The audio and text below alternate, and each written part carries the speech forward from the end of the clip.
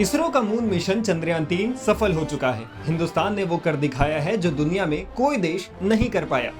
भारत ने चांद के दक्षिणी ध्रुव पर सॉफ्ट लैंडिंग कर इतिहास रच दिया है।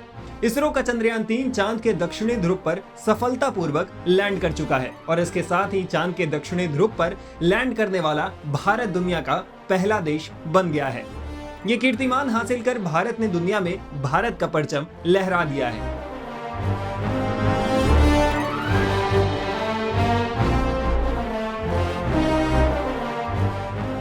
चंद्रयान-3 को इसरो ने चांद के दक्षिणी ध्रुव पर लैंड कराया है। चांद का ये हिस्सा बेहद ठंडा है। यहाँ पर तापमान -250 डिग्री के करीब है और यहाँ सूर्य की रोशनी नहीं पहुँचती है। इसे मून का फार साइड कहा जाता है। चंद्रमा के दूसरे छोर की अपेक्षा यहाँ की जमीन काफी खराब है और यहाँ सॉफ्ट लैंडिंग करना एक चुनौती है। चांद का ये हिस्सा वो जगह है जिसके बारे में बहुत कम जानकारी मिलती है। लैंडिंग के बाद चांद पर चंद्रयान-3 का रोवर जो परीक्षण करेगा उससे कई अहम जानकारियां मिल सकती हैं जो अब तक किसी को पता नहीं है। इस जगह पर मौजूद खनिजों और बाकी तत्वों की पहचान करना भी मिशन का एक अहम उद्देश्य है। ऐसे में भारत का चंद्रयान-3 मिशन बेहद ऐतिहासिक मिशन है।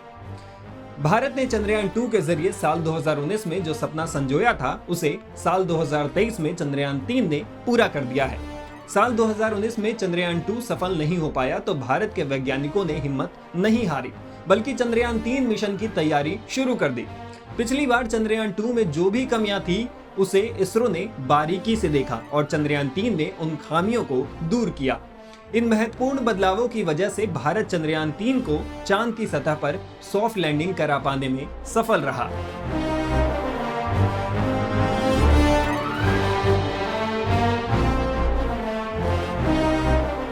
6 जुलाई 2023 को इसरो ने जानकारी दी थी कि 14 जुलाई 2023 को दोपहर 2:35 पर आंध्र प्रदेश के श्रीहरिकोटा से चंद्रयान-3 को लॉन्च किया जाएगा।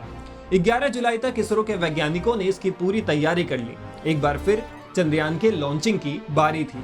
पूरे देश और दुनिया की नजरें इस लॉन्चिंग पर टिकी थी। 14 जुलाई को श्रीहरिकोटा से ठीक 2:35 पर चंद्रयान-3 लॉन्च हुआ और वो चांद के सफर पर निकल पड़ा। लॉन्चिंग के बाद चंद्रयान-3 ने 5 अगस्त को चंद्रमा की कक्षा में प्रवेश किया। इसके बाद चंद्रयान-3 के प्रपोल्शन मॉड्यूल और लैंडर मॉड्यूल को अलग करने से पहले इसे 6, 9, 14 और 16 अगस्त को चंद्रमा की कक्षा में नीचे लाने की कोशिश की गई, जिससे ये चांद की सतह के और करीब आ सके।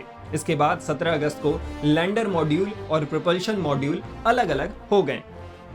इसके बाद चांद तक आगे का सफर चंद्रयान-3 के विक्रम लैंडर को अकेले पूरा करना था। चांद पर लैंडर को उतारने से पहले उसे इसरो ने डिबूस्टिंग की प्रक्रिया से गुजारा, जिसमें लैंडर मॉड्यूल की रफ्तार को कम किया गया। इसके बाद आखिरकार वो दिन आ ही गया जब लैंडर को चांद की सतह पर उतारा गया। 23 अगस्त को शाम 6:04 पर चंद्रयान-3 ने चांद के दक्षिणी ध्रुव पर सॉफ्ट लैंडिंग कर इतिहास रच दिया है। इसरो के इस मिशन का कुल बजट करीब 615 करोड़ रुपए था। इसरो ने सबसे कम बजट में ये मून मिशन कंप्लीट किया है।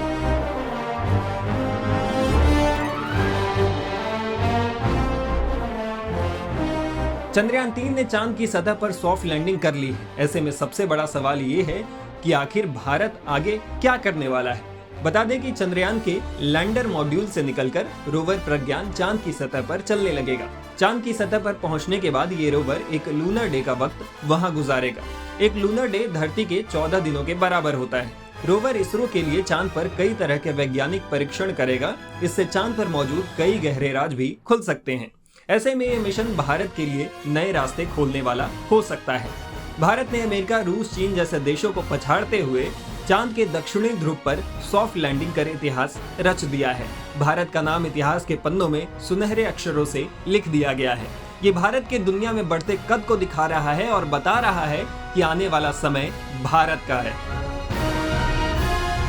टाइम्स नाउ भारत डिजिटल की रिपोर्ट।